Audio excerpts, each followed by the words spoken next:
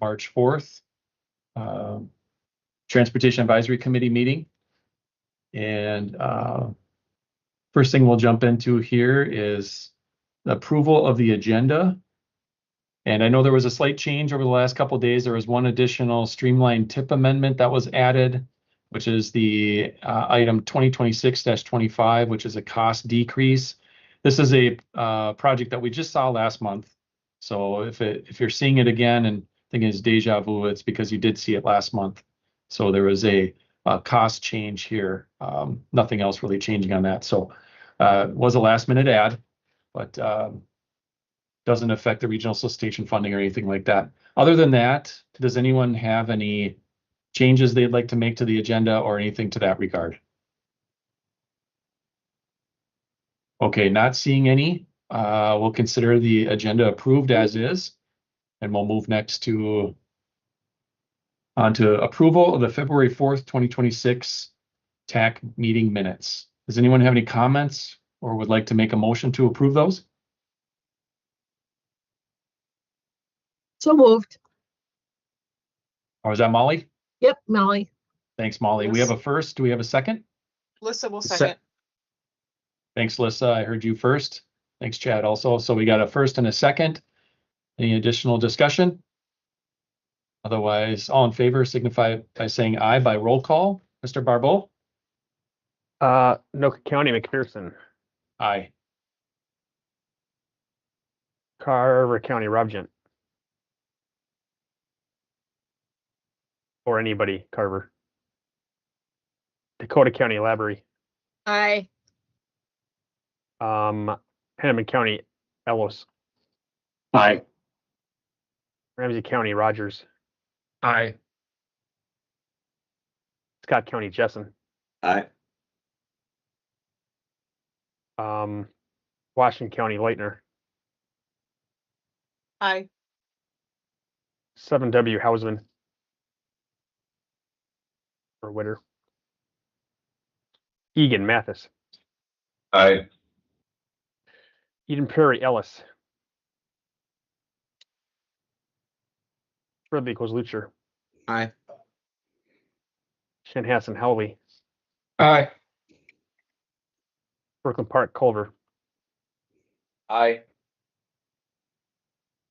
Woodbury, Hartzell. Aye. Lakeville, Omi. Aye. Plymouth, Thompson. Aye. Minneapolis Engineering, Hager. Aye. Minneapolis Planning, Mayall. Aye. St. Paul Engineering, Nick Peterson. Aye. St. Paul Planning, Collins. Metro Transit, On.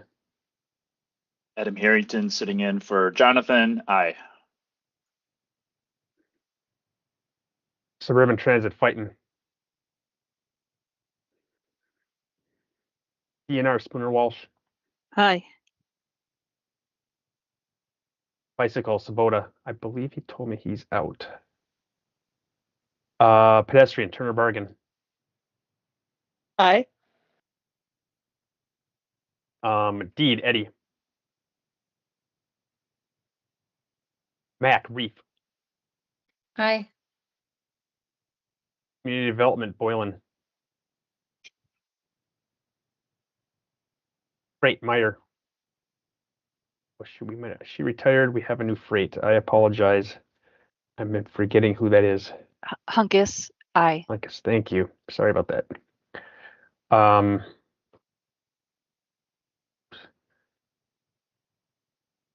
Let's see. MnDOT Metro, McCartney. Aye. MPCA, Dickerson. Aye. Met Council MTS, Steve Peterson. Aye. And Tab Kotsukos. Aye. Chair, that's 25 ayes. No noes or abstentions. All right. Thank you, Joe. Appreciate that. That item is approved. We'll move on. The next item is public comments on committee business or other topics. Do we have anyone here that joined us that would like to address the TAC? Chair, nobody ask- told this to staff. Wonderful. Thanks, Joe. I'll ask a second time. Is there anyone here that joined us this morning that would like to address the Technical Advisory Committee? Okay, not seeing any hands go up or anyone raise any questions.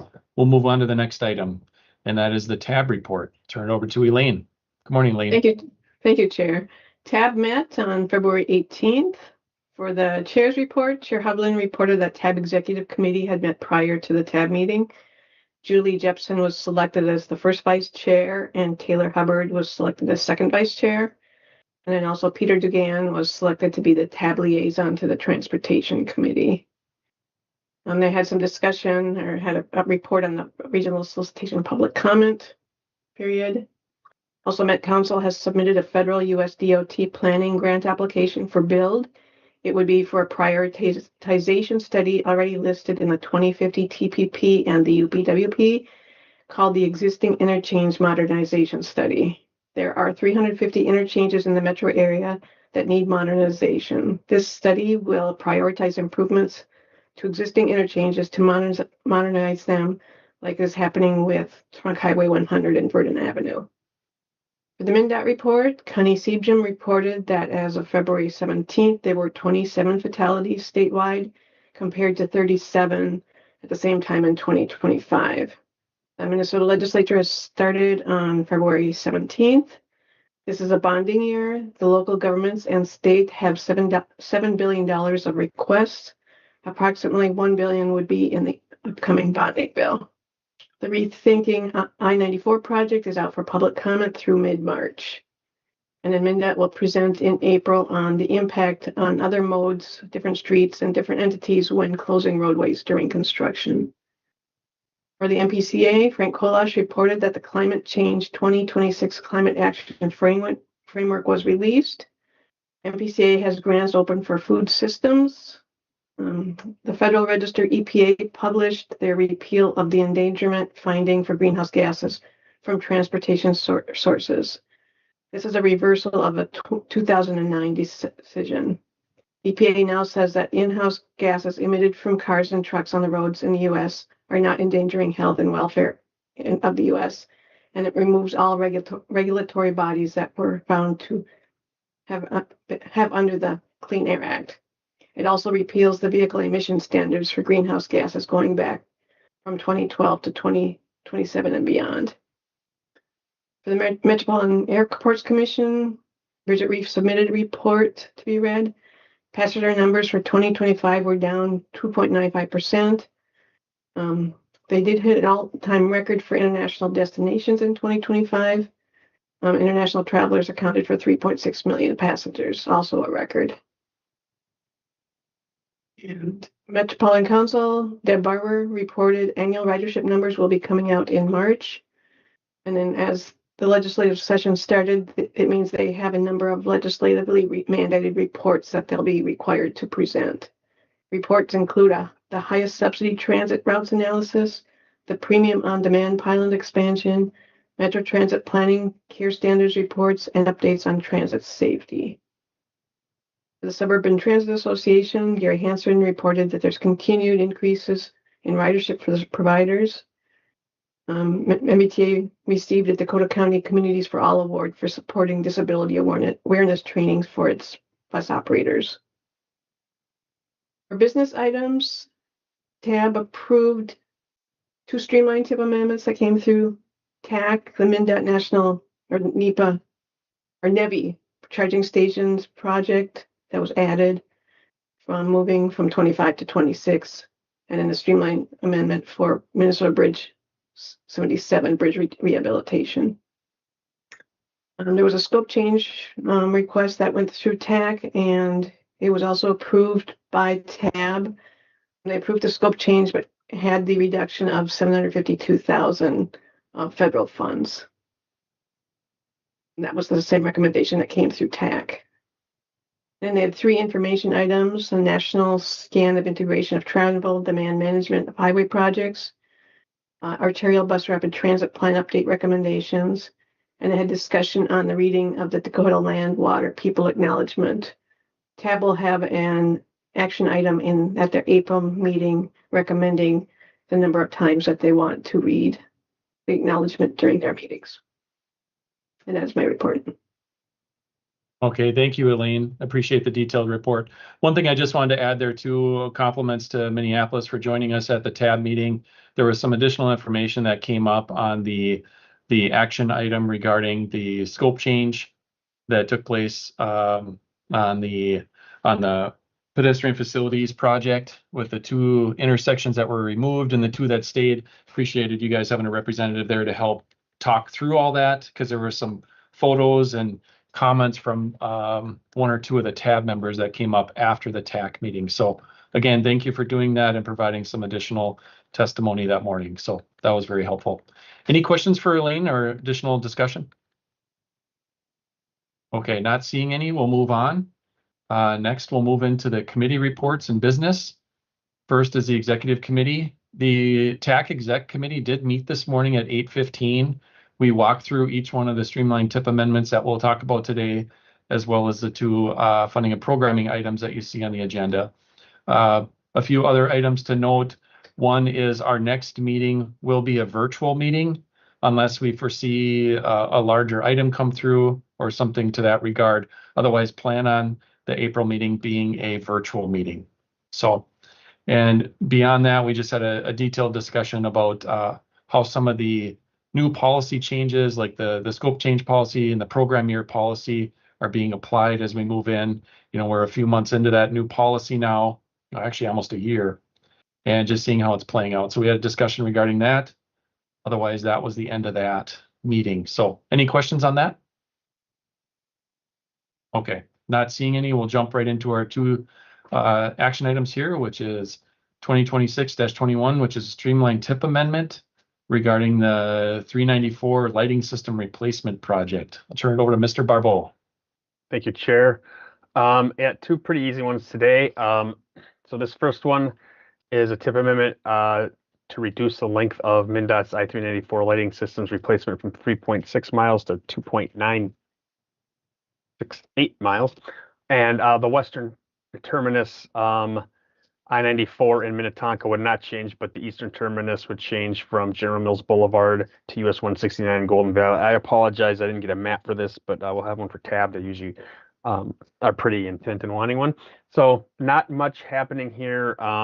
Nothing's really changing. It's a little bit more of an error correction. The original scoping kind of missed the mark from what I hear from MnDOT. So that's all I have for that one, and I'd stand for questions. All right, thank you, Joe. Yeah, noticing the cost or the estimated cost of the project doesn't change at all either. So with that, does anyone have any questions, or I'd entertain a motion?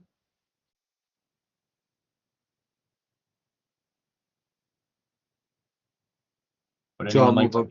I'll move approval of the request. All right, thank you, Jim. We have a motion. Do we have a second? Second, Culver. All right, thank you, Mark. So we have a first and a second. Any further discussion? All right, not seeing any. All in favor signify by saying aye by roll call. Mr. Barbeau? McPherson. Aye.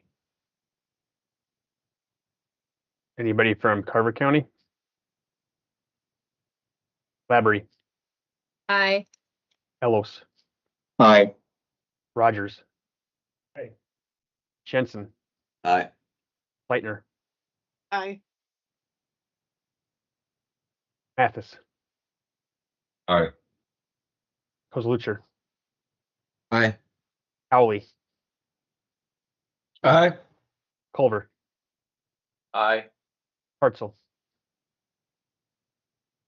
Aye. Homey. Aye. Thompson. Aye. Hager. Aye.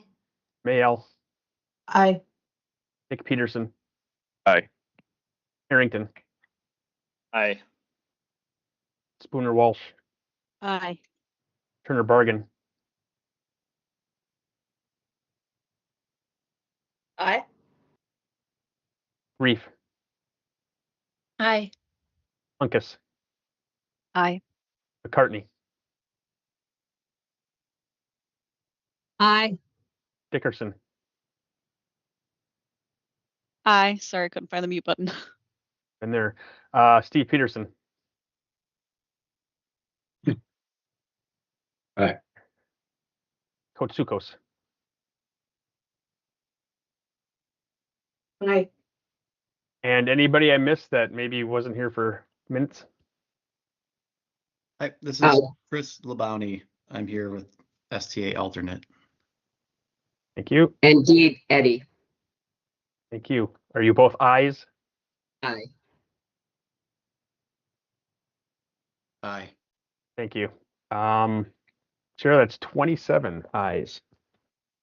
All right, thank you. That motion or that item is approved, and we'll move forward to tab for further consideration.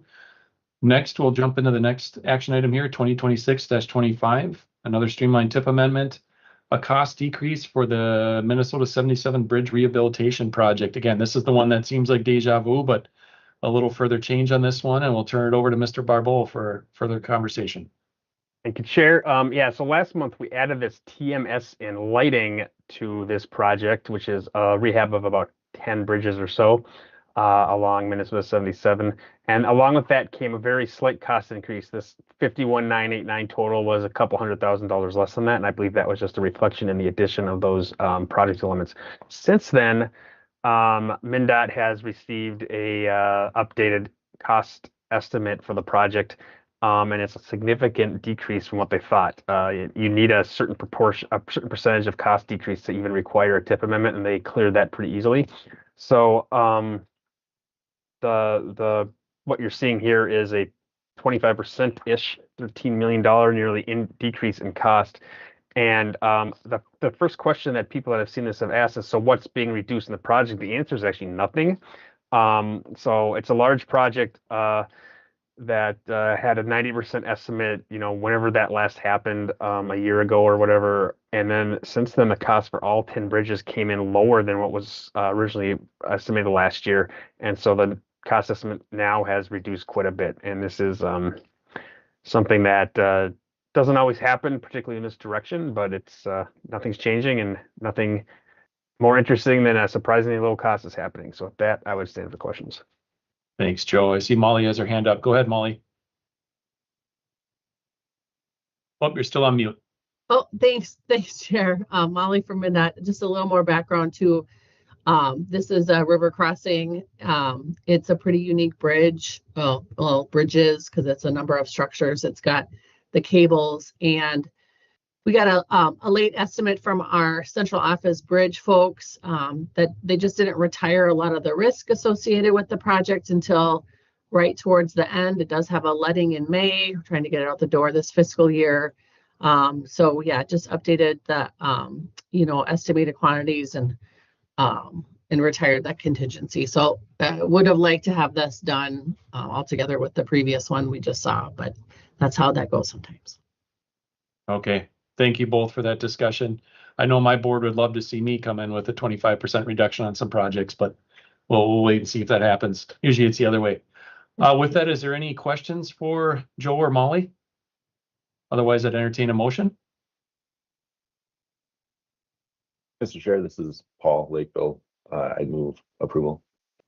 Thank you, Paul. We have a motion. Do we have a second? Second, Ellis. Mathis. All right, I heard Ellis first. I also heard Mathis. We'll go with Ellis here. So we have a motion and a second. Any further discussion? All right, not seeing any. All in favor signify by saying aye by roll call. Mr. Barbeau? Mr. McPherson. Aye. Lavery. Aye. Ellis. Aye. Rogers. Aye. Jensen. Aye. Leitner. Aye. Mathis. Aye. Lucher. Aye. Howley. Aye. Culver. Aye. Hartzell. Aye. Homey. Aye. Thompson. Aye. Hager. Aye. Mayel. Aye. Nick Peterson. Aye. Harrington. Aye. LaBounty. Aye. Spooner Walsh. Aye. Turner Bargan. Aye. Eddie. Aye. Reef. Aye. Hunkus, Aye. Cartney, Aye. Dickerson, Aye. Steve Peterson. Aye. And Kotsukos.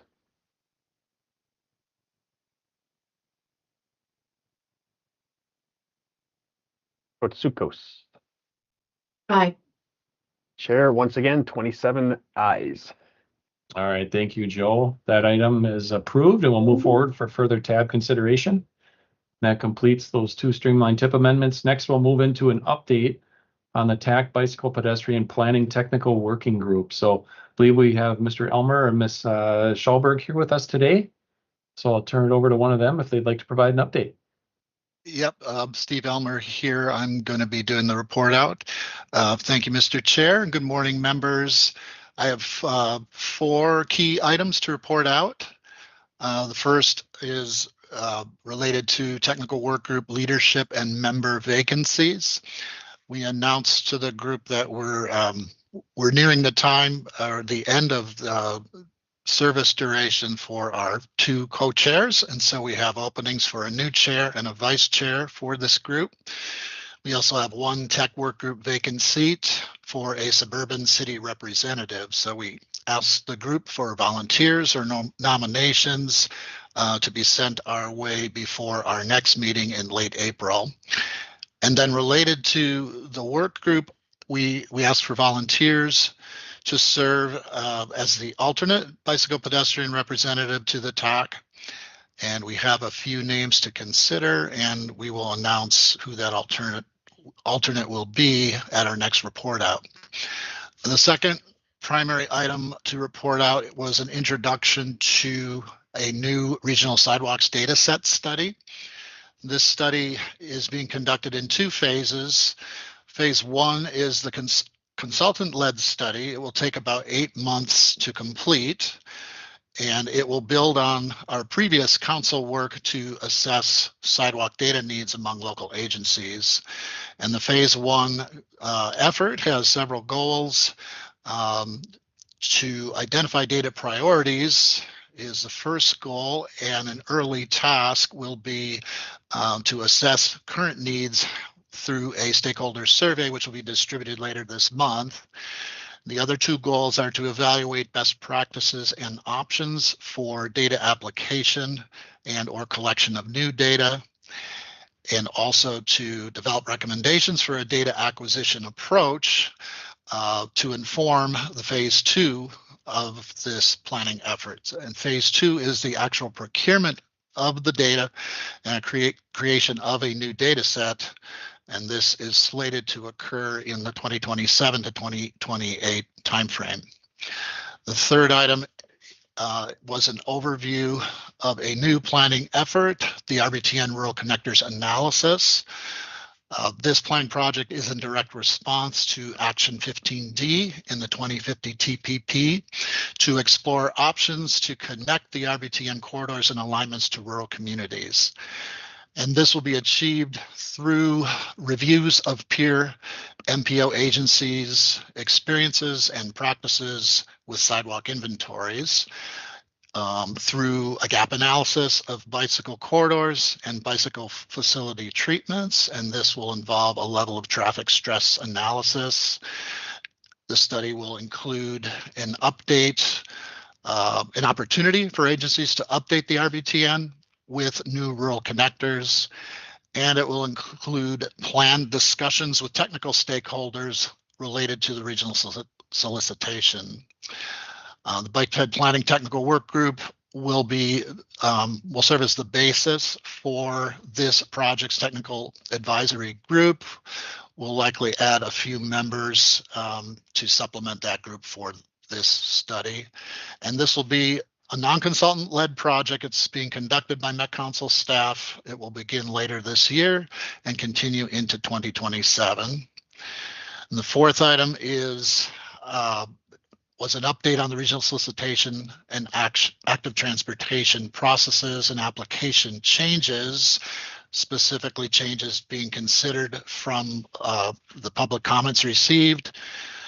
We asked for feedback on 2 specific application scoring criteria, as well as a question on application submission limits, which was whether or not there should be a limit on the number of applications per active transportation funding category per agency. And the feedback from these discussions has been incorporated into the presentation you're going to hear later today for releasing the 2025 regional solicitation. And then in addition to those main items, we did also had a staff overview of a new effort to develop a complete streets local implementation guide that was also presented at TAC Planning last month, and will be those details will be covered in the TAC Planning report you're about to hear. And that's my report out. All right, thank you, Steve. Appreciate that. Any questions for Steve? A lot of good information. So appreciate that. We'll move on to the next. Thanks for joining us, Steve. Next, we'll move on to the planning committee, and we have our chair, Gina Middleco, with us today. Gina, you got any updates for us? I do, yes. Thank you, Chair and committee members. So TAC Planning did meet in February, on February 12th, and actually I was not able to attend that meeting. So I'm reporting from Jed's notes, and any questions maybe should be directed to Jed or to Charlie Howley, who chaired the meeting in my absence. We just had 2 information items. The first one was an update on the arterial bus rapid transit plan update, which I believe TAC heard the month before. So that would be a repeat item there. And then the second item was an update on the Complete Streets local implementation guide that Steve just mentioned. So Jed gave an update on that. This is an item that was in the adopted UPWP. And I think the scope of work was presented at the meeting with some discussion. Jed, I don't know if you want to add anything there, anything more there, since this one is not coming to TAC. But it sounds like they're just in the scope development phase and have received input from TAC members through more focus group type structures. But go ahead, Jed, if there's anything you want to add. Yes, we were not planning to bring this item forward to TAC, as a number of the TAC agencies have already received this item in other formats with more detailed discussions. The TAC planning discussion focused more on the concepts related to 2028 comprehensive plans updates, and then some comments related to regulatory context and existing planning tools, think functional classification, state aid, and related concepts. Okay, thank you both for that information. Does anyone have any questions or comments? Okay, not seeing any. Thank you both for that information. Appreciate that. Next, we'll move on. Next, we'll move on to funding and programming. We have our chair, Jim Klasucher, with us this morning, and I'll turn the reins over to you, Jim. Good morning, Chair and committee. Thank you. The funding and programming had 2 items at its meeting, and these are carried forward to the TAC today. First, there was a program year extension request by the city of Anoka for Trunk Highway 47 plans, and our group in the memo you see today, the funding and programming recommended made a recommendation for choice option 1 as presented in the memo. And I know since that time we've looked at option 1, and option 1 basically follows the applicant's request. But there might be a little bit of language that Joe will kind of talk about with it, should that option go forward in this committee. So I'll let Joe take it from here. Yeah, go ahead, Mr. Barbeau. Thank you, Chair and Chair. Yeah, so this was sort of the first interesting test of the what I call new program year policy. It's not that new anymore, but it's really the first one that sort of tested the idea of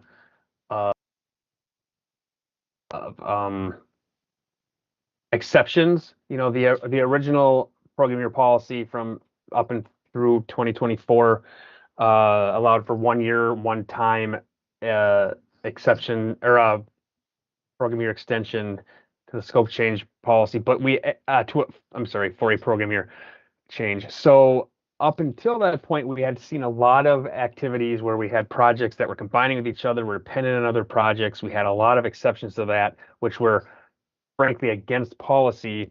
And I think we saw a lot of thoughts that, common sense sort of dictates maybe we can't be that rigid about the one time 1 year request. And so we finally got a little bit of a test. The rule is still one time for a program year policy, and this is the first, so that's not an issue right now. But 1 year for a program year extension, and while that is the rule, you can get exceptions based on extraordinary circumstances. Who knows what that is? So we had this come through last month where the city of Anoka had 2 projects, and I'll go back to the map on this. I think this top northern one was awarded in 2022 for the 2027 program year. This bottom one, which includes the crossing of a railroad, the above grade crossing of a railroad, was awarded in 2024 for program year 2028. So these 2 projects, as you can see, touch each other and would make maybe some sense to try to get to let together. And so what the city wants or is requesting is a program year extension for both of them to be in 2030. And the reason is that the bottom one, 2028 project, has been sort of impacted by a federal shutdown that caused the Federal Rail Administration planning funding to be delayed. And there's also some delays involving the moving of that activity from MnDOT to the city. And then the above project, the northern project, would have to be delayed 3 years in order to be let at the same time as the southern project, and also was impacted, I believe, by the Federal Rail Administration grant funding delay. So we talked quite a bit about that at funding and programming, and whether that's a true unique circumstance or whatever. But ultimately, they did make the motion for this first option. Oh, I'm on the wrong file. This first option that I've highlighted here. The second option being, well, the northern project isn't really connected directly to the railroad. Could we say, hey, you pretty much have to do this in 27, but we'll award the 2030 for the lower project? That didn't get very far because the city, who is here and we'll talk or will be here for questions, kind of indicated that those projects really are more connected than just through convenience. And then we could have in theory denied it as well. But anyway, the motion was made to do the blue highlight here. Now, at TAC Exec, there was some talk about maybe cutting off the motion to chop off this blue piece and just end it at 2030 and not to combine the projects into one project. That's something that I talked about internally with state aid and others, and I may or may not have been misinterpreting the true nature of combining the project. But anyway, that seems like a potential monkey wrench down the road. So we talked at exec about not including that blue part. So if there is a motion and you want to eliminate that stretch, I would make that clear in the motion. And with that, we do have the city here, and they and I are here for questions. Thanks, Joe. Ben Nelson, the Assistant City Engineer, is here with us this morning. Ben, do you want us to pepper you with a bunch of questions and really dig deep into this project, or do you have anything to add on this item? Mr. Chair, I would just have to add the RCE grant that's for planning is for both projects, the north and south. That was a little misunderstanding at the last meeting. So nothing has started for either project until we get the federal grant, which I still haven't got today. Okay. Obligated. Okay. Thank you, Ben. I do have one question for you in regards to what Mr. Barbeau was just talking about. So they were applied for under 2 separate applications and 2 separate two separate solicitations. would it be the city's interest to maintain two distinct projects in the 2030 tip to ensure that just in case one of them were to fall through or you run into hurdles on one of them, would it be preferable to keep those as separate listed projects, even though they could potentially be led at the same time and tied to one another?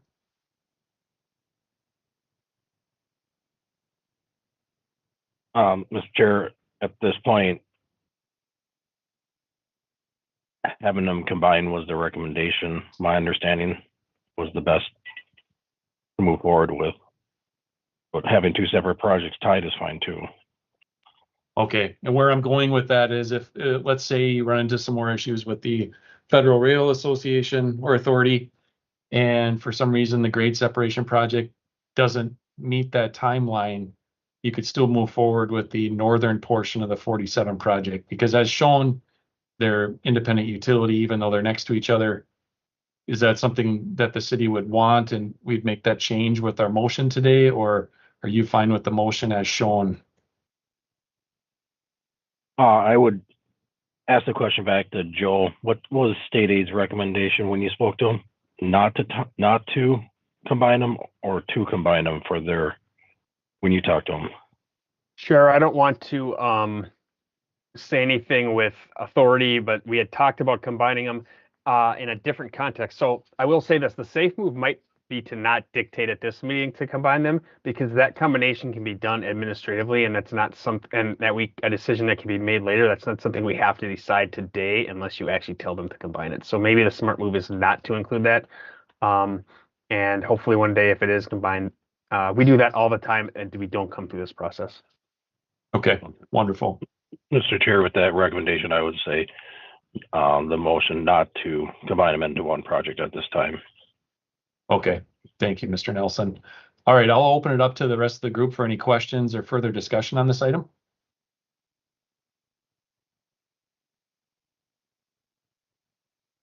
Okay, not seeing any. I'd also entertain a motion if someone would like to. And Joe, if you can scroll down to what the different motions are again, and maybe just explain again which one they chose. I believe it was funding and programming recommended number 1. And the recommendation here with the modification would be to move the period from the end of the paragraph there to just behind 2030. That, sure, I agree. That action would reflect what we just talked about, yes. Okay, so I'll open it up to the group if anyone would like to make a motion on this, or if there's any further discussion. So moved. Hartzell, Woodbury. All right, thank you, Hartzell. Do we have a second? Alyssa. All right, thank you, Alyssa. We have a motion and a second. Any further discussion? Not seeing any. I'd entertain, or sorry, all in favor signify by saying aye by roll call. Mr. Barbeau? Sure, I hate to get pedantic, but can we clarify whether it's the ending of 2030? Yes, thank you. Good point. Yeah, Mr. Hartzell, is that what your intention was, is to add the period behind the 2030? That is correct. Okay. And I can read that out just so the whole group understands. Recommend approval of the program year extension request to move Anoka's Trunk Highway 47 corridor improvements, which includes the North Project, which is SP 103-010-021, and its Trunk Highway 47 Railroad Crossing Grade Separation Project, which is the Southern Project in that image, which is SP 103-010-022, from 2027 and 2028 respectively to 2030, period. And we would remove the rest of that. Okay. And we did get confirmation on that. So we have a motion and a second. All in favor signify by saying aye by roll call. Joe. McPherson. Aye. Battery. Aye. Ellos. Aye. Rogers. Aye. Jensen. Aye. Leitner. Aye. Mathis. Aye. Kozlutcher. Aye. Howley. Aye. Culver. Aye. Hartzell. Aye. Homey. Aye. Thompson. Aye. Hager. Aye. Mayel, Aye. Nick Peterson, Aye. Harrington, Aye. LaBounty, Aye. Spooner Walsh, Aye. Turner Bargan, Aye. Eddie, Aye. Reef, Aye. Hunkus, Aye. McCartney, Aye. Dickerson, Aye. Peterson, Steve, Aye. and Kotsukos. Elaine, I I heard think neither. you said something, but I didn't hear what. Aye. All right, you might not have much to say at the meeting anymore, but you do have some audio issues, but I heard an aye. Anyhow, that's 27 ayes again, Chair. All right, thank you, Joel. That item has been approved and we'll move forward to tab for further consideration. I'll turn it back to Jim. It looks like we have another action item here before us. Yes, thank you, Mr. Chair. This item is for release of the 2026 Regional Solicitation, Active Transportation Solicitation, and Highway Safety Improvement Program Solicitation. The funding and programming at its February 26th meeting also recommended to release these 3 solicitations. There were, I believe, a handful of adjustments that were recommended and by staff and agreed to by the funding and programming committee. And I think Steve Peterson has a presentation and will enumerate those adjustments to the regional solicitation, active transportation, and HSIP solicitations. So Steve has a presentation, I believe, and ask him to start. All right, thanks, Mr. Chair. Go ahead, Steve. Thanks. Yeah, Joe Whiting and myself will be giving a brief presentation here.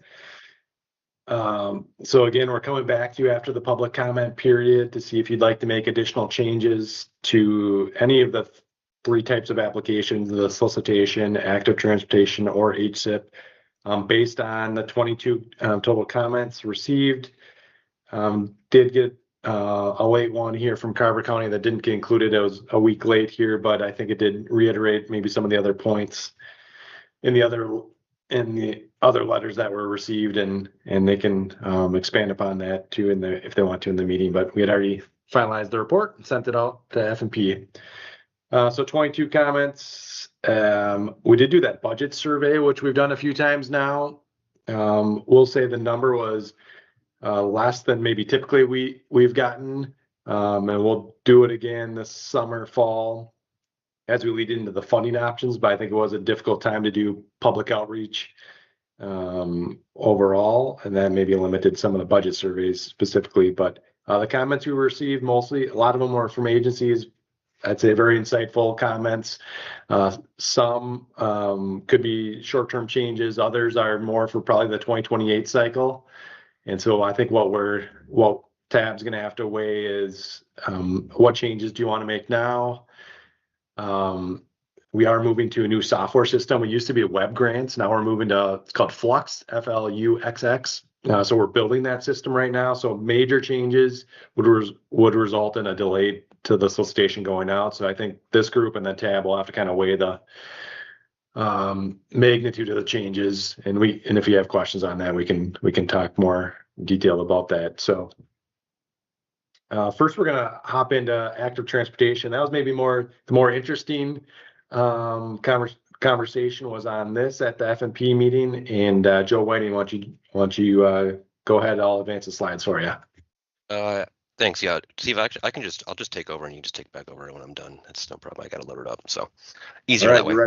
Yeah, less talking. Yeah, so we're going to talk briefly about the active transportation solicitation responses and little overview real quick. So of those 22 comments you saw that were submitted, they were expansive and they touched on a lot of different aspects, but about 20 of those did touch on the active transportation solicitation in some way, whether some of the targeted questions about local match that we had or just comments in general. But of those comments, so we'll kind of go over a few minor tweaks we're going to do in response to some comments. So we'll kind of go into more the other comments we didn't have a change for this time around, but then we also have a discussion topic about one comment specific to application limits. Real quick on the minor changes we're proposing to make for this solicitation. So we got a question on a comment on the complete streets criterion in both the pedestrian and bicycle categories, specifically towards agencies which do not have roadway authority. So we're looking to adjust the language a little bit in the question and scoring guidance to be able to allow for those communities to utilize, if the local community they're building their project in has a complete street ordinance or policy in place, they can talk about that policy in lieu of their own because they wouldn't have one, and then how their project actually helping to move along that ordinance or those practices in that local community. On the key destinations criterion, we actually received a comment on the scoring distance for the the distance of destinations you can highlight for the bike specific projects. So this would be both for the active transportation bike category, local bike facilities, and the regional bike categories. They have the same criteria for this this key destinations criteria. But we're looking here to really address this is to add an option for applicants to identify key destinations beyond that half-a-mile buffer.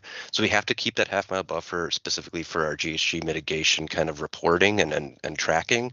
But we do want to give the option for communities to that maybe are in areas which don't have as dense destination locations by projects to go up to about a mile from their project destination, understanding that obviously bikes can move a lot further, a lot quicker than a pedestrian, and so extending that option to give an option for communities to be able to identify destinations beyond the half-mile buffer is going to be updated in this here up to a mile. One caveat of that is you would have to have, a clear connection to a bike system, right? So if there's a mile away and there is no actual clear, safe connection, that's something we'd be considering the scoring. But did want to give a little flexibility to applicants here to allow for a little more for the destination for their criteria there. Now, moving on to some other comments we heard that will not necessarily have it, we'll be addressing in this solicitation. The local match question, so of those 20 comments, we got about 8 of them actually did address the local match question. All those were in support of limiting financial barriers and not actually having a match in line with what TAB recommended at their last meeting. So the recommendation here then would be that we'd not change that local match, which is no local match right now, and we will see how that goes moving forward. On the planning category, we got a couple comments on the maximum award for active transportation planning to be above the 200,000 maximum. We brought some options to the active transportation working group policymakers a week or so ago, and they did not feel comfortable increasing that maximum for the solicitation. So it'll be maintaining at 200,000 for this solicitation, and be something we'll assess in the future for future solicitations if that's something we need to tweak for that maximum award amount.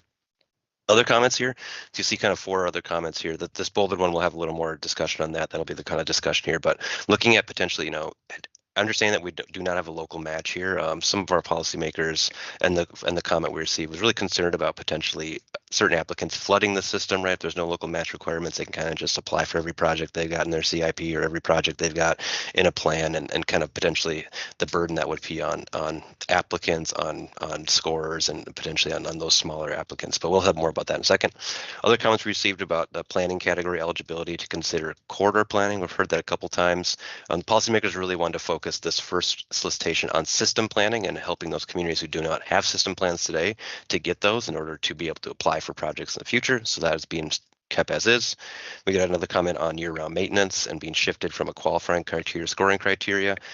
We noted that'd be a pretty major shift at this point in time, and so we're going to be maintaining that qualifying criteria for 26, and we'll be considering that for future solicitations, kind of how to tweak that area here. And then finally looking at making other project types eligible for funding, like programmatic project types.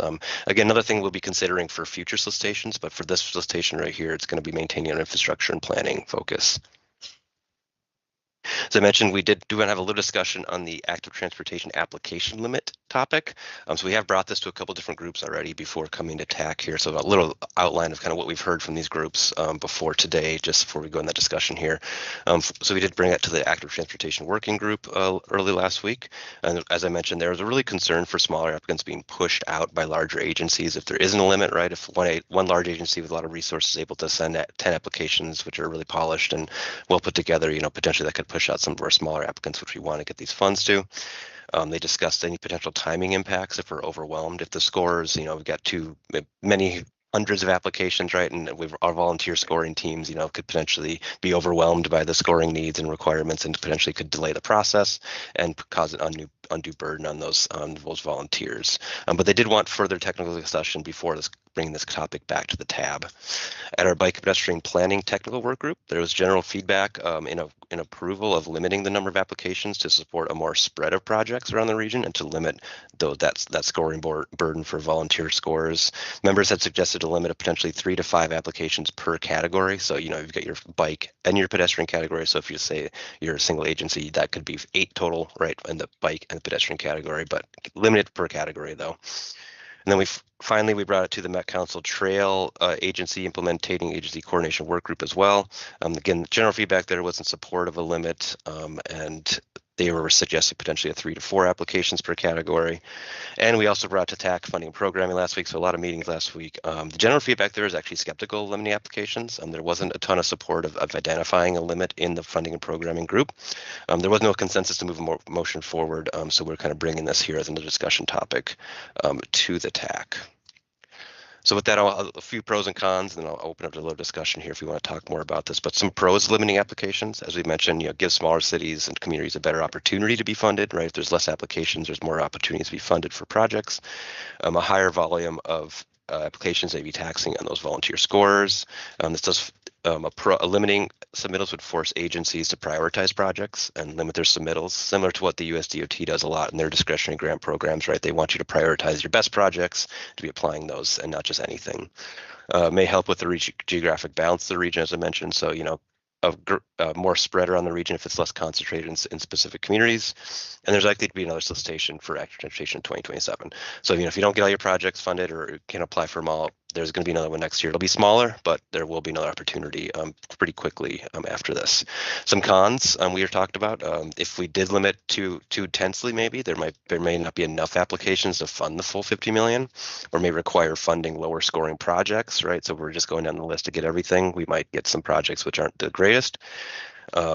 We also want to show the total demand for active transportation projects, the state legislature. So if we limited them artificially, maybe that kind of shows less demand without actually understanding, that those are limited applications. Agencies may want to submit more applications this cycle since they're not sure how the projects will compete, right? We got a whole new scoring guidance, right? And we've got a whole new solicitation. So agencies really aren't sure how we're going to compete on those scoring guidance. So they may not want to limit that to understand that better moving forward. And then also some larger agencies just may have a larger geographic area they cover or larger population they cover. And so they may have more applications and more projects to cover those larger kind of needs for those communities. And so potentially putting a limit could limit really the impact this could have on those kind of communities. With that said, though, would like to open up to the group here if there's any additional discussion, conversation, feedback, considerations as we think about this, bringing this back to TAB in a couple weeks. All right, thank you, Mr. Whiting and Peterson. Any questions from the group on this item, active transportation? Yes, Kathleen. Thanks, Chair. Quick question. So is the discussion, so the application that's going to open now is just then for funding projects in 2027? So it's not like if this limit were in effect and it was a 2-year cycle, it would be per year per agency, or what's the time consideration here? Remember that. So this would be specific to per solicitation per category too, right? So as a kind of examples, we've got the local bike category, local pedestrian category. So it would be limiting per category per solicitation. So if it's 26, you could say it's 4, right? So you could have 4 max in bike, 4 max in ped, 4 2026, and then the 2027 solicitation. We potentially could reassess that based on what we see in this first one because it's our first kind of go through for this. Thank you. Okay, thanks, Kathleen. Thanks, Joe. Any other questions or comments on this? Yes, Lissa. Is are we looking to just comment on this slide? I'm going back to slide 4. That I think that'd be has okay. the other comments here. It says AT, I mean, is this like that right column? Is that what the active transportation group is asking us to look at? I know you all have stated that we don't have time to make a lot of changes. I think stating it that way is not great. Why would we have just solicited public comment if there wasn't, in fact, time to make changes? So either we have to message that differently. Things I hadn't thought of, and just from the staff perspective of a larger agency, we also, even though we do have staff, they're doing other things, right? It is a big drag to put, I mean, not drag, but it's a draw on time, right, to do these applications. And so, I don't think a large agency like Minneapolis is going to go for 100 projects, right? Like that doesn't make sense. But so anyway, I just wanted to state that we're also balancing those resources. But going to the point that Lissa brought up around kind of what comments on that other slide are up for discussion and change. I understand that some of the rationale from Met Council staff is like structural changes, but for example, the second comment here on the planning category eligibility, not allowing corridor planning efforts, like I would just like a little background on that, and why that. I just wasn't aware of the conversation around that category only being limited to systems planning versus corridor planning. Yeah, I can speak to that briefly. So this is a pretty main topic of the TAB policymakers when we were talking about creating a new planning category. And so one of the qualifying criteria and one of the items that were required by state law to consider in the selection of projects is a plan in place to be enabled to build these projects. And so we know we have a lot of communities, and especially our smaller communities, or less well-resourced communities, do not have plans in place. So that kind of puts them at a disadvantage potentially for even applying for infrastructure projects. So the working group and the TAB wanted to ensure that those communities can apply for funding for a systems plan to then later on come back and apply for funding for actual projects they're identifying in that plan. And this is something they wanted to focus on for the 26 solicitations, our first solicitation. But this is something we've also noted that we'll revisit for future solicitations as the program continues to mature. But it's just one of the limitations. One of the things they really wanted to focus on for this first solicitation was ensuring that those communities that do not have plans in place could have an opportunity to come and apply for funding to then get a plan in place and then come back for projects later. So that was a pretty clear policy guidance from the policymakers, and which is why we are not going to be, we recommend not revisiting that based on the public comments. Thanks, Joe. Okay. Any follow-up on that, Kathleen? Are you good? No, Okay. That was helpful. Thank you. Yep. Ruben. Yeah, I wanted to weigh in on the question of limiting the number of applications.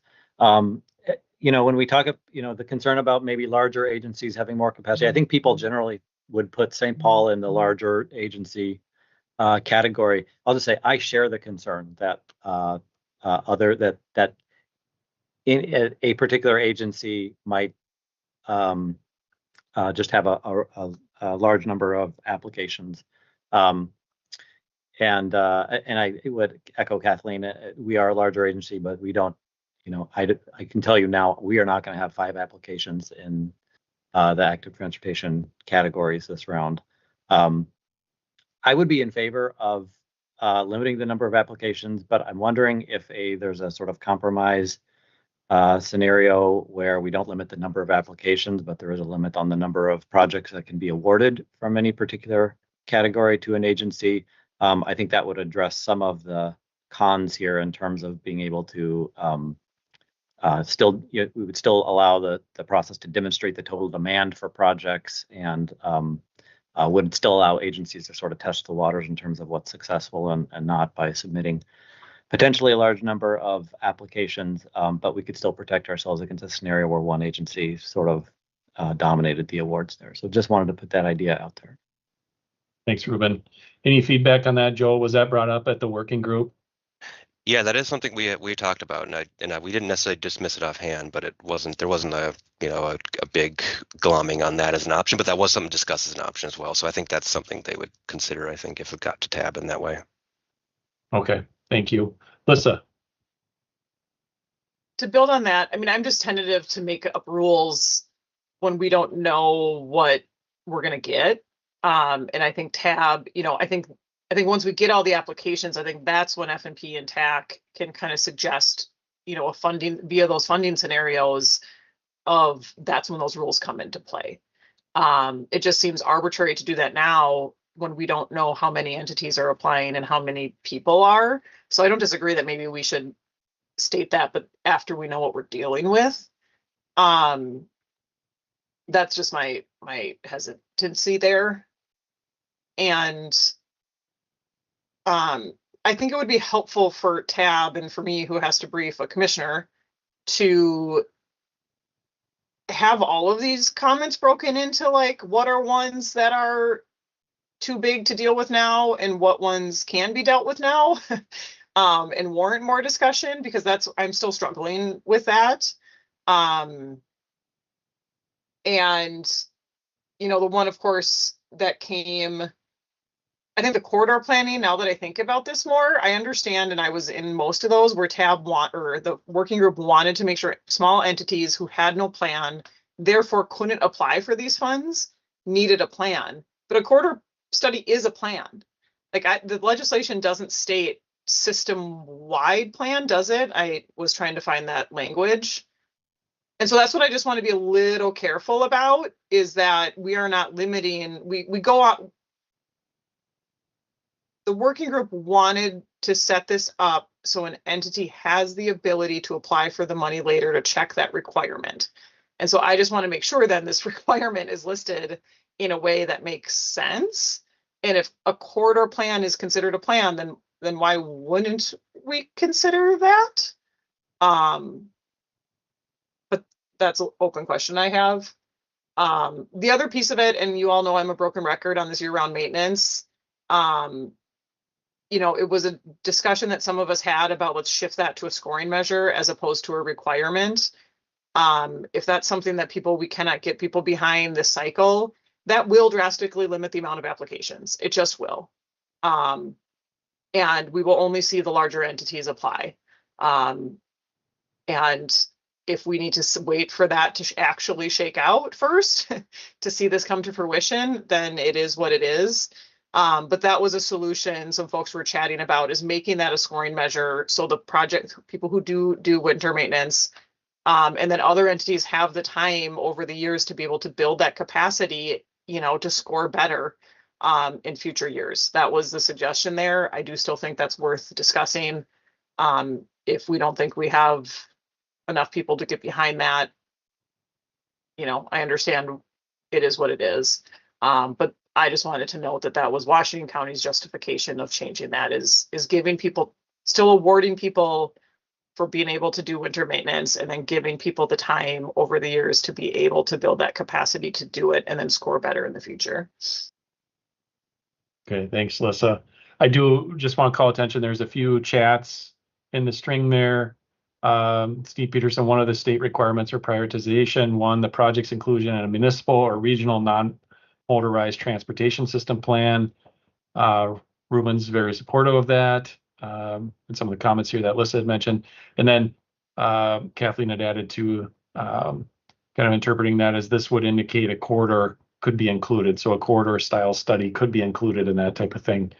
Steve, on that last comment there, I mean, if someone submits an application that way, or Joe, would a corridor style study meet that intent? I mean, if someone submitted that, would that make it past that qualifying criteria? I think, Joe, go ahead. I say my reading of that is the exact opposite. I see system plan, and I say this has to be a system plan. A corridor, I wouldn't think is a system. Okay. Yeah, that's my reading as well. Yeah. Can I just share what my read? We did talk about that, yeah. Oh, sorry. I mean, the comment says the project's inclusion in a municipal or regional non-motorized transportation system plan. So if that project is identified in one of those plans, it's included. Like I'm not reading how that would disqualify a corridor. It's that or, and it's the way that it's written. The project's inclusion in a municipal plan, or is it a municipal system plan? You know what I mean? It's the word plan, and is the system going along with that plan? Should that be a hyphen there? But Kathleen, I think to your point, I think this could be read either way. If it's a municipal plan, then yes, that means a corridor plan. If that sentence is intended to be written as inclusion in a municipal system plan, then to me that is not a corridor plan. I think it can be interpreted either way, and I don't know how we say definitively one way or another. Damn the legislature.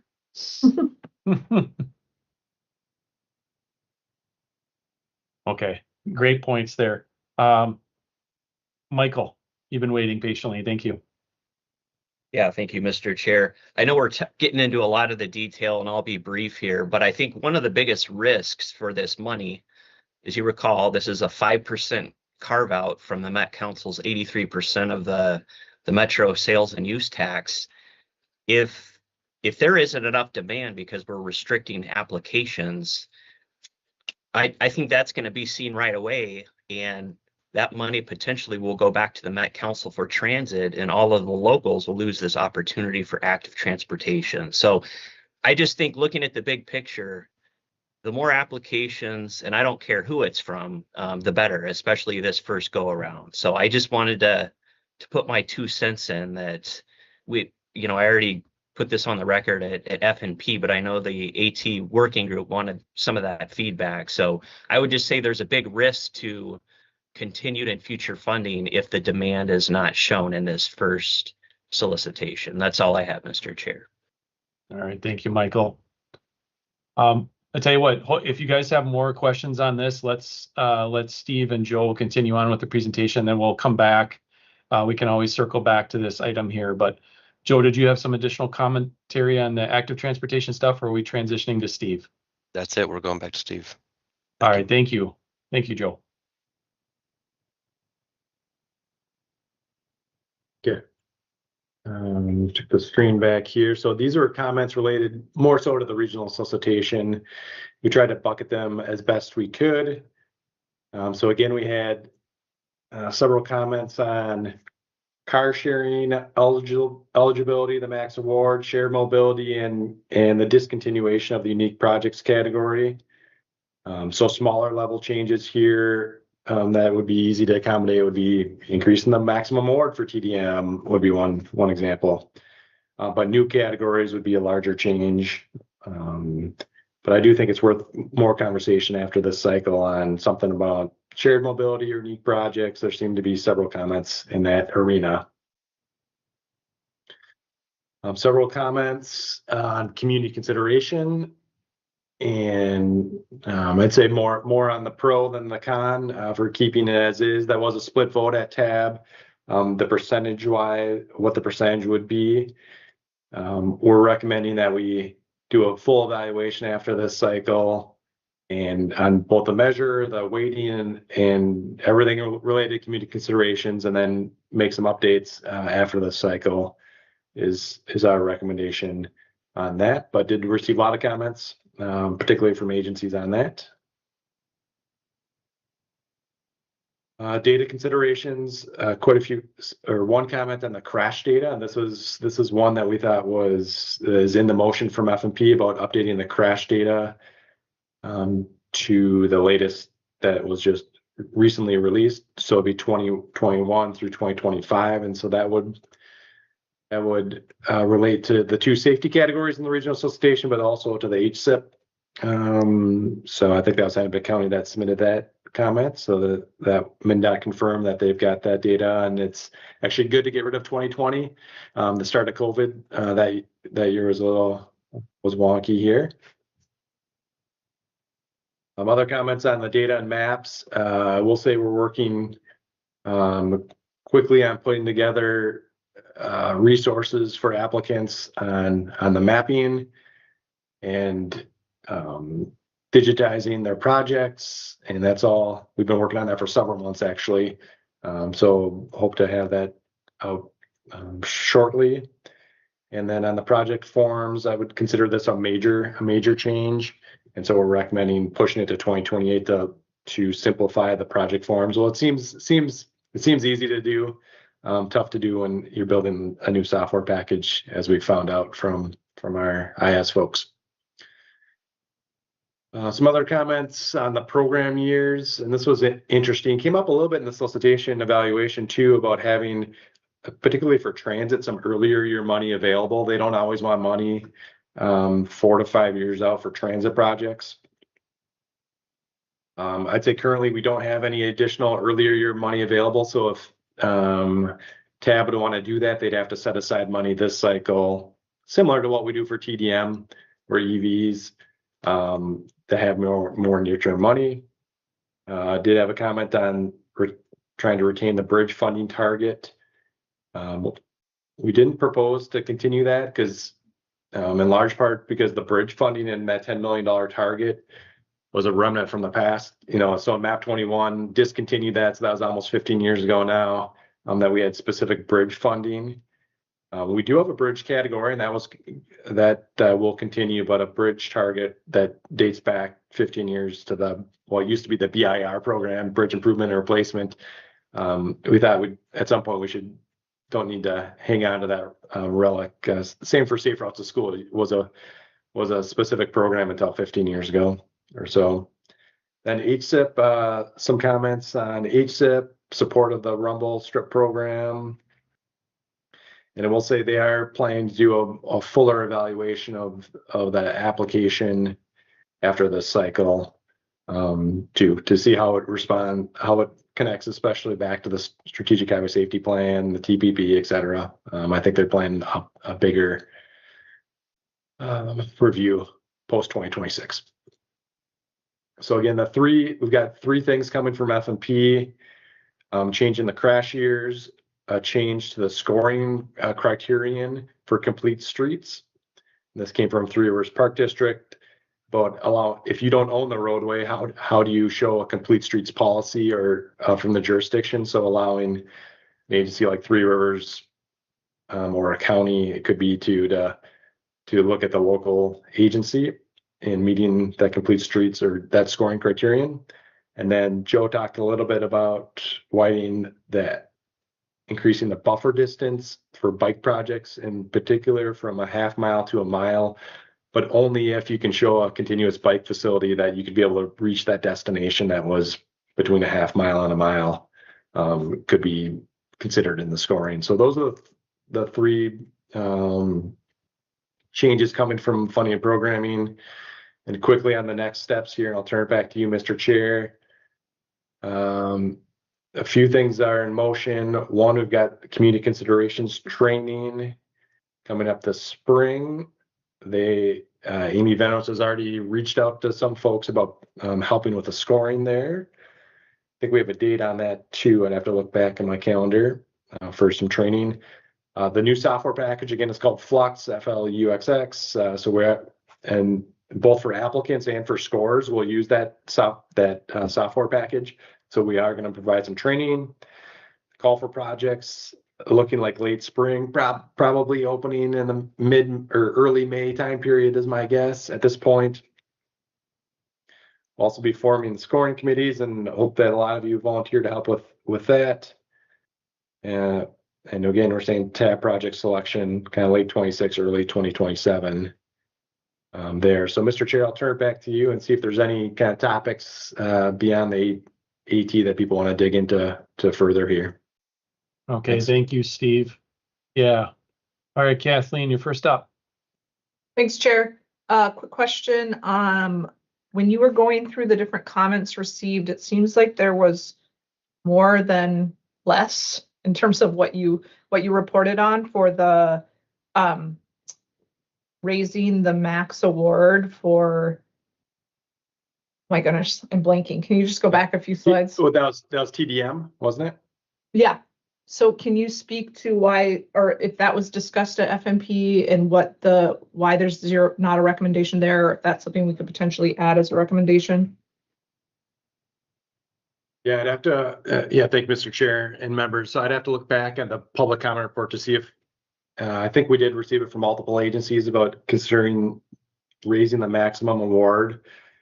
I think the balance there is that we said kind of a smaller local car sharing would be eligible in that category.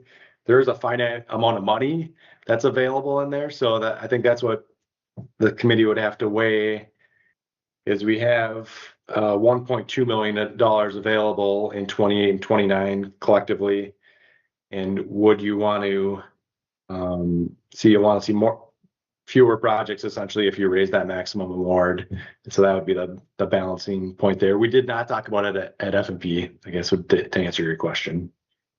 So can I just share my two thoughts on that? Is if we have 1.2 million available and the max right now is 750,000, and you've got two good projects at 750, you're not going to be able to fund them either. Both. I mean, sorry. So like, to me, it's an arbitrary, it's like, let's let the projects, like let's open the door to potentially some projects that might cost a little more. We're going to have a problem with the low score or the low amount of money available overall anyway to fund multiple projects. So to me, it's like if we're limiting what could potentially get funded prematurely, I just think it would be wise for us to, because the unique projects category's gone, I just don't know what we're going to see region wide there, and opening up the door to a little bit more potential to me seems smart. So that's my 2 cents. Thanks. Okay. Yeah, any follow up on that, Steve, or? Well, no, but I guess I don't have any specific follow up. I would say that there was an issue that's kind of been oscillating for a few months now on the eligibility for car share and bike share, and then what the maximum award is. And so it's not, it's kind of been simmering a little bit here. If Kathleen or others want to offer a motion to amend it, I think that would be what you'd have to do at this point, or encourage your tab member to change the motion moving forward. Okay. Kathleen, is that a follow-up question or is it a new one? Sure. I mean, I would offer a motion to amend the max award in TDM to $1 million, if we could add that to our recommended motion here. Okay, hang on to that thought. That's a good one. We'll come back to that. I'm going to move over to Lissa. Lissa, you're next. Yeah, 2 things. One, just real quick, back to the AT regional balance. I just want to make sure when this gets to tab that they are considering all of this as separate things. I mean, that's going to have to be part of the discussion, is when we're talking about regional balance, is that different? I mean, normally HSIP is rolled into that regional balance conversation with regional solicitation, but should that be considered separate under the AT piece, that the AT is explicit separate legislation, and should that be considered different? I don't think we need an answer right now, but I just think that needs to be considered ahead of time.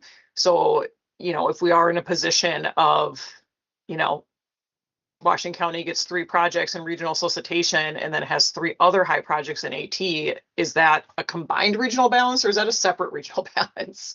That might get sticky later. So anyway, what I wanted to ask about on the actual comments, one, I just want to make the note, and I know I was talking to Bethany offline about this, is that the data availability and the maps, I realize that you all are probably working as hard as you can. Agencies need to know how this is all shaking out now ahead of the release. If people need to do consultant contracts, we need to understand how we are going to rate in order to decide whether or not a project is even worth putting in. And so the faster we can get that data availability on some of these ratings will be very, very helpful. And once again, I know you're probably trying to do that as fast as you can, but it is somewhat if we don't get that until the day they are released, that is then not enough time to hire a consultant to get somebody on board for them to write it, et cetera, and change course.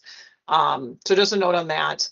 The other piece on the project forms, can you explain why those can't be amended now? That seems to be like an effort to delete things.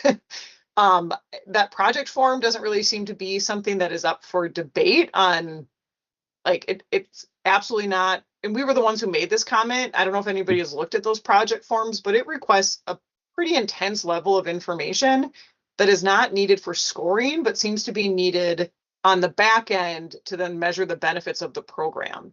And it just seems to be, once again, a high level of information, particularly for entities who don't have a lot of a capacity to submit. If they don't win the money, then that information is absolutely unnecessary. And so, like, can we flip some of that information to just being needed as a condition of being awarded the funds? And this is all under the guise of streamlining. I'm just struggling to understand why there isn't time to do that one ahead of this cycle. Okay, Steve. Mr. Chair, maybe I'll turn to Bethany on that one. Thank you, Chair and Alyssa. I am working with our data science group right now. We have all of our due dates for data outside of the RBTN and functional class are this week. So we are really hopeful that we'll be able to get that data viewer piece up by April 1st, which would be at least a couple weeks before the applications would go live. It's probably looking like closer to a month before the applications would go live. So hopefully that's helpful to you in looking at those projects, but we are working on it. The other piece about the project forms is our active transportation grant staff had a little bit of concern with the amount of information that was getting pulled, but the real issue was in the software coding of Flux. It's a table in the way they've set it up, and there are words about coding that cause me to glaze over, and so I don't quite understand the technical aspects of it, but there is a technical coding issue to changing the table of the form.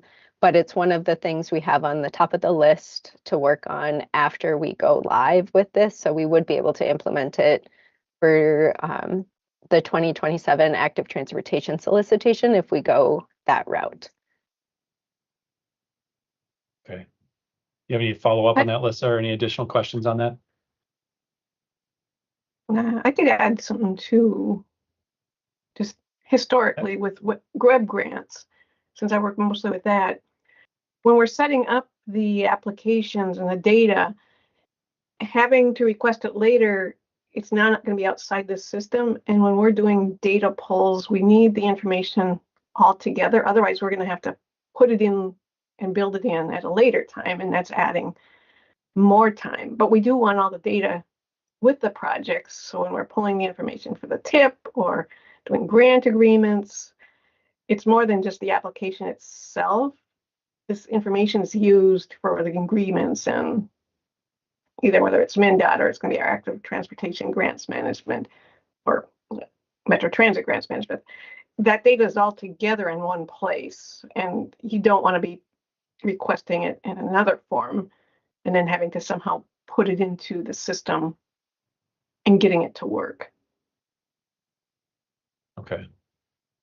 And I did have a different comment. Yeah, which is why I raised my Alyssa. hand. So, Yep, Alyssa, did you have any follow-up question on that, or is that kind of suffice for what you're looking for? Yeah, I just think we need to be really careful. I can just see some TAB members being really frustrated with the response of we don't have time or the systems in place don't allow for changes. When, you know, on the calendar right now, it's a month and a half. You know, and once again, I'm not in the weeds of this. You all are. I just know, I just have a feeling that some of this is going to come back in pretty extreme frustration, that things can't be made. So I will trust that your data people are saying that they don't have time to make these changes. That's fine. I just want to be careful about how you all are wording these things, because I don't think it's going to be perceived well at all. Okay, thank you, Alyssa. Elaine, I know you had something else you wanted to ask or add? well, I did, but also with the previous rounds of the solicitation, the project information sheet was increased by Colleen Brown's recommendations for the project. So it has grown over time based on what she needed. But My comment was related to, I was going to comment on that $1 million change for the maximum award for the TDM. One thing, this is more of a side comment. The National Transportation Bill is being redone. And if there's additional funding added in, which we would expect, and prior ones when we've had new bills, we had to go back and find, because they would put new money in for all the years of the bill. And it could be 28, 29, 30, 31. And if we do have a new bill before the end of the year with additional funding in those years, that could be an area where we have more funding available to add to the TDM. So that's a possibility. Okay. All right. Thank you. Jim. Yeah, I'm curious, staff's perception on whether or not the project information forms have changed. I didn't see really any change from the last couple cycles, so. Anybody want to add? Was there, I didn't look at it extremely close. Was there some significant changes or additions to the project forms? Not this round. Okay. Thank you. Okay. Thank you. Does anyone else have any further questions or comments on this item? Otherwise, can you scroll back to what funding and programming's recommendation was and what they? Okay, thank you. So here are the three elements that they included in their motion. I think there were some good topics that came up today, and before as I ask for people, if anyone wants to bring up a motion, if they want to carry the funding and programming motion forward, or if they want to carry that forward plus something. A few of the items we talked about was the regional balance, I think, is an important thing. We talked about, do we want to limit or not limit the number of AT applications that are out there? I think I heard a majority were saying don't limit because we want to see what the true need is while still being respectful of what people are saying. But and then the other one, let's see, the other thing was, all right, covered that as well. So those were my notes. Jim, I see your hand came up. Yeah, I'm just going to speak to my own opinion on the limits. I don't believe that we can formulate some kind of limit that's going to be equitable and going to be satisfactory in the end result. I guess I do understand, the concern that comes with this. And so I would just suggest that if there's a desire to put limits in place or to consider putting limits in place, that consideration just be requested of TAB and allow them to take the time to consider whether limits of awards would be something that they would entertain either now or later post evaluation. Okay, thanks. Kathleen. Thank you, Chair. I'd like to add a motion to add a change of increasing the TDM max award to $1 million. Okay, let me ask it this way. Do you want to, so we capture this kind of all at once, do you want to make a motion to include the three bullets that are on the screen now and then add your additional that you're going to bring up? Yes, I do. Thank you. Yes. Okay. So go ahead and state what your addition is. I would like to make a motion that we move these three changes forward and include increasing the max award for the TDM category to $1 million. Okay. If that needs to be stated any differently, somebody please help me out. TDM to $1 Elaine million. can second that motion. Okay, so we have a motion and a second. Any further discussion by the group or questions? Okay, not seeing any. All in favor of this signifies by saying aye by roll call. Mr. Barbeau?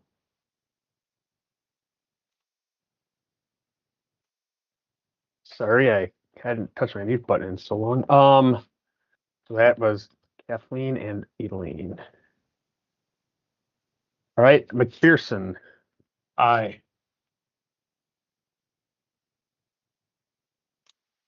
Laborie, Aye. Ellos, Aye. Rogers. Aye. Jensen, No. Leitner, Aye. Mathis, I'm going to abstain. Lucher, Aye. Howley, Aye. Culver. Culver. Hartzell. Oh, he left. Culver left. Thank you. Hartzell. Aye. Homey. Aye. Thompson. Aye. Hager. Aye. Mayel. Aye. Nick Peterson. Aye. Harrington. Aye. The Bounty. Aye. Gunnar Walsh. Aye. Gunnar Bargan. Aye. Eddie. Aye. Reef. I think she left, right? Reef. Hunkus. Aye. McCartney. Aye. Dickerson. Aye. Steve Aye. Peterson. I'll abstain as the presenter on this item. Kotsukos. Aye. Chair, that's 22 ayes, 2 abstentions, and a nay. Oh, Joe, this is Lyndon, Carver County. Oh. Yes, go ahead. I'm going to vote no, just based on that maintenance language that didn't get addressed for the active transportation. Thank you. Chair, that's 22 ayes, 2 noes, and 2 abstentions. Okay, thank you. All right, so that item passes and we'll move forward for tab, some further consideration. So I did take a number of notes. I know that Abe will help do a kind of a rundown of the discussion that we had here at TAC today about this item, and I will do my best to bring up some of these comments and concerns that came from the group today for the edification of the tab. So I'll do my best on that, and Elaine will be there with me. So thanks everyone for participating in that. That's a big item. I know it's on a fast track schedule, so appreciate everyone's work on that. A lot of people were involved, so thank you for that. And I think there are still some things that, this is the first version of a new regional solicitation. So when we complete this one, we're going to learn some things. We'll carry those forward into 2028. So interested to see how this turns out. So thank you. Next, we have an informational item. I believe we have Craig with us today. Craig, I know we're kind of short on time here. We had a good, healthy discussion on the regional solicitation. Is 15 minutes enough for you to complete what you need? Mr. Chair, I think we can. I've got a couple other colleagues here today. We may go through these slides quick, but they're in your slide deck. And hopefully we'll leave at least a couple of minutes for questions. But I think we can get through it. All right, thank you. Go ahead and proceed. All right, good morning, Mr. Chair and committee members. Craig Lamoth. I'm the council's project manager for Metro Bronze Line. I have Stephen Smith, the county's project manager for Metro Bronze Line, and I also have Liz Jones, our public involvement manager for Bronze Line, here with me today. I believe I'm sharing my screen. I will jump into it. We're going to hit a little bit of the project's history, since there's about a 20-year history to this project in its various different iterations. We'll give you a project overview of what the new project is, since we are asking for it to be amended into the long-range plan. Talk a little bit about a unique capital funding and delivery plan for this project that doesn't have any precedent for the way we're going to do this project, and then a summary of the public outreach that's been done. So as some of you may know, the original LPA for this project, when it was known as Rush Line, was recommended in May of 2017. In the 2018 update to the 2040 TPP, added that project to the current revenue scenario with a budget of about $480 million and a planned opening in 2026. Since the council took over the project leadership from the county in 2021, this project has changed dramatically, which is why we need to amend a revised LPA into the long-range plan. And back in 2021, it was a 15-mile alignment from downtown St. Paul to downtown White Bear Lake, primarily co-located with the Bruce Vento Trail and former freight rail corridor. Then in 2023, we truncated the alignment to end at Maplewood Mall Transit Center, but again, still co-located with the trail. And then where we landed late last year was essentially a new project that didn't resemble too much of the original project, except for south of Maryland in St. Paul.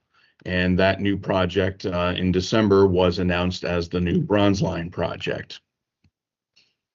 At the end of last year, on December 11th, the Quarter Management Committee made 3 recommendations. First, recommending the Metro Bronze Line that you'll hear more about here from Stephen shortly as the revised LPA for the project formerly known as Purple Line or Rush Line before that. It recommended that the cities of St. Paul and Maplewood and Ramsey County all adopt resolutions of support for the recommended revised LPA, and then recommended that the Met Council amend the revised LPA into the region's long-range plan. The city of St. Paul is actually slated to act this afternoon on their resolution of support, the county next Tuesday, and then finally the city of Maplewood on the 23rd. So we came before the working group back in January. We're here before you today, and we expect to be before the planning committee next week, and then the full tab a week after that. I will turn it over to Stephen and Liz to talk a little bit about what is Bronze Line.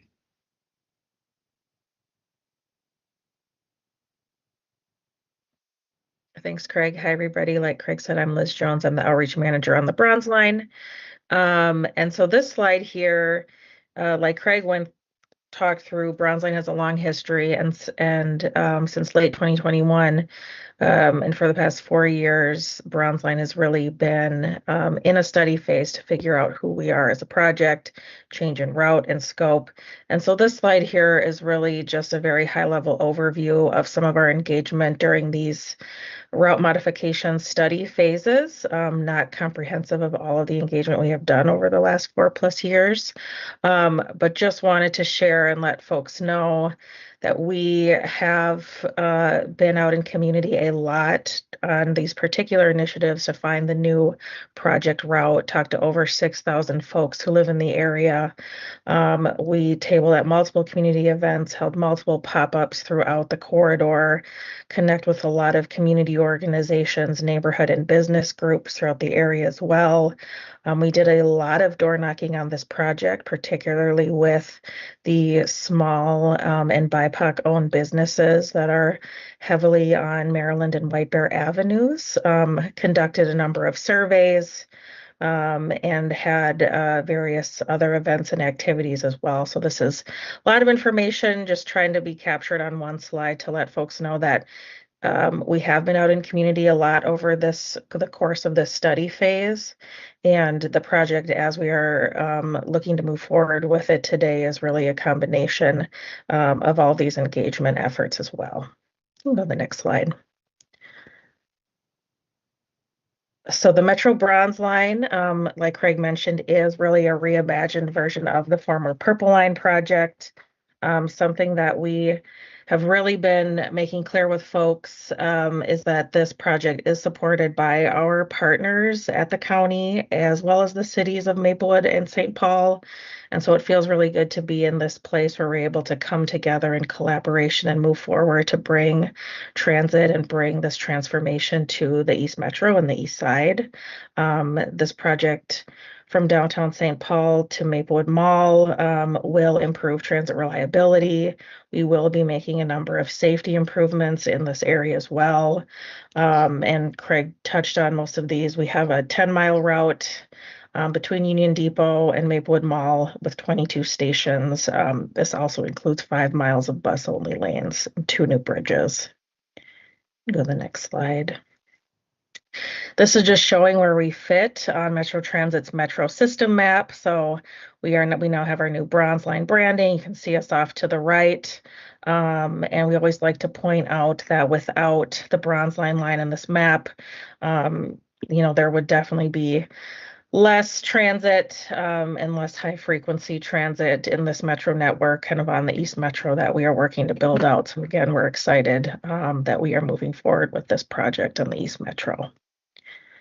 Next slide.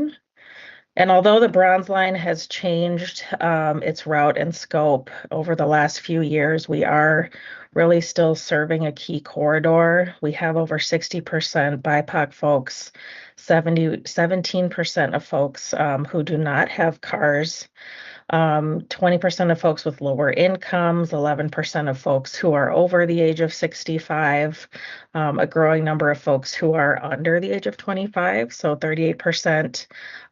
We have seen more folks with disabilities, so we're looking at about 13% now in this area, as well as 18% of folks with limited English proficiency. So having transit access in this corridor is crucial, including these connections to multiple community spaces where folks live and work, as well as essential services like a number of healthcare facilities, schools, and community spaces like libraries as well. Can go to the next slide.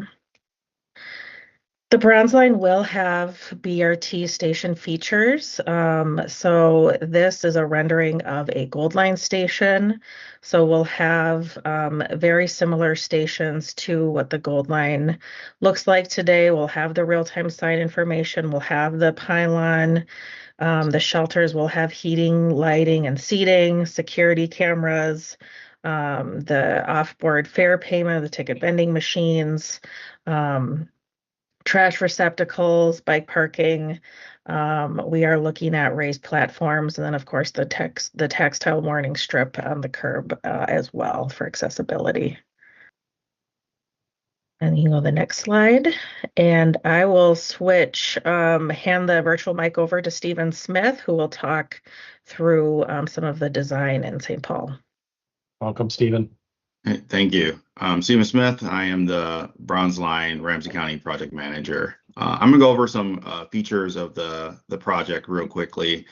Focusing on the south of Maryland segment right now. Looking at the downtown area, there's a lot of stations that's already been built or being built by either it was already built by Gold Line or it's going to be built by G Line. Our first station that we will end up building will be the 14th Street station. But moving kind of more, moving more east, just looking at the different features that we have, we will end up having two new bridges, two as well. One that's going to be at Arcade, and another one that will be over near Johnson Parkway, and we will end up showing you what that looks like too as well. We will have segments here that will be on-street dedicated transit lanes, and then off-street dedicated transit lanes too as well. You can move to the next slide, Craig. So here's one where Pennsylvania Avenue. We were always looking to utilize Pennsylvania Avenue, but while we were in the study phase, the county identified this is an area that needed reconstruction. And so right now, it's in a study phase that will end up getting to 30% design by Ramsey County. But this is an area that we're looking to also utilize as well as once as part of Bronze Line, as part of Purple Line. But now the timing kind of syncs up really well, where as we take it from 30, we can actually absorb this into our project as part of Bronze Line. It will have dedicated lanes as part of the reconstruction effort too as well. So then we will end up taking it from 30% design all the way to bid plans and being included in the Bronze Line project. Next slide is the bridge I was talking about related to Arcade. This is where we utilize Phelan, and then we go up on Nide, and this is our way of transitioning onto the Brucental Trail segment, where we end up having a dedicated guideway and relocate the trail, Brucental Trail, or co-locate it with the guideway. So we are utilizing and creating a bridge to end up making that transition, and the bridge is really a station location that is able to be accessible to the community at grade with Nide, closer to that Arcade and Nide intersection. So a visual here is just kind of being able to represent what that bridge would look like, and it really helps community kind of see the 2D to the 3D. And also we're working to make sure that we are allowing other projects like the Walk on TV project to be at the daylight and leave enough area for that to occur too as well. Next slide. Our next bridge will be the Johnson Parkway. In this image, you can kind of see in the pink that we're still talking about utilizing the Bruce Central Trail Guideway area. We would end up having a bridge. This is a bridge of record that's been part of the project since 2021 or 2017, actually. And we're keeping this bridge as part of the project. We have a older rendering of it that will be updated to capture some of the updates that we're making to it while allowing more pedestrian facilities on the bridge too as well, to kind of allow people to kind of get across the Bruce Central Trail over onto this bridge over to Maryland. So this will end up being updated, but again, we always like to show renderings to kind of help the public understand what this bridge scale wise, what we're talking about related to a bridge. So now we're on Maryland and White Bear Avenue. There's about 5 stations here. We're looking at a lot of these roads are actually Ramsey County roads. So Pennsylvania is a Ramsey County road. Obviously, the regional rail right away related to Bruce Central Trail. And then now we're talking about the Maryland Avenue and White Bear Avenue. Those are county roads too as well. What we're also solving for here is not just transit lanes, but we're also solving for what we heard from the community is making it safer, making it easier to cross, slowing down traffic, and also fixing our facilities too as well. So excellent opportunity to do a lot of things here. You look at the existing roadway now, and then you look at what we're proposing. We're looking at outside lanes in street related to bus transit lanes, and again, providing those pedestrian refuges, enhancing the pedestrian experience in this area on Maryland and White Bear. This is a rendering specifically of Maryland, but it also represents what we're looking to do on White Bear Avenue as well. In Maplewood, we have 6 stations. What we're doing in Maplewood north of Larpenteur is providing enhanced stations. They would be full BRT stations like the rest of south of Larpenteur and St. Paul. And then some end of the line where we're looking to also provide some at the park and ride to provide better facilities there too as well. So, but here is where we're focused on where the station will be, really making those changes where at the curbs or at the sidewalks, where we're going to look at the 4 corners and also provide that station as well. And here's the Northern terminus too as well, where we're talking about we're going to end it at Maplewood Transit Center, make the improvements that's necessary to provide better access for the Bronze Line. And then there's going to be micro transit that is going to be coordinated here in this area by service development. And then there's also connections too as well with the 219 and 223 service too as well as part of network now. All right, guys, So- you got about 1 minute. I'll give you 1 minute left here. Sorry. I know we're down to the end. Sorry. Yep. And so this is just really giving you a sense of the overall project cost. We're doing things differently. This is completely locally funded. Ramsey County is paying for about $340 million. Met Council is paying for about $35 million. And you can kind of see the sections that are being covered in red, being really everything in St. Paul by Ramsey County. And then the funded piece is going to be by Met Council in Maplewood. And then lastly, I'm just going to hit on just contracting approach. We're doing things a little bit differently. You heard me mention a lot of the facilities are on Ramsey County roads. So one of the things that we're doing differently is we're approaching this with 2 separate contracts, but 1 project, or 3 separate contracts, but 1 project. One being a council project or a scope of work that is really focused on the stations, the Maplewood improvements, and then also the bridges and exclusive guideway. The county's focusing on county roads, Pennsylvania, Maryland, White Bear, Millen Overlay on Pennsylvania. And then as we're kind of taking this different approach, we're looking for a singular voice. And so we're looking to have a strategic communications public engagement contract that will be procured by Ramsey County, but led by Met Council, and that will be our kind of voice as a single entity for the entire project. And then lastly, we're looking to pull all this together to be 1 single construction package, so it will go out as 1 package.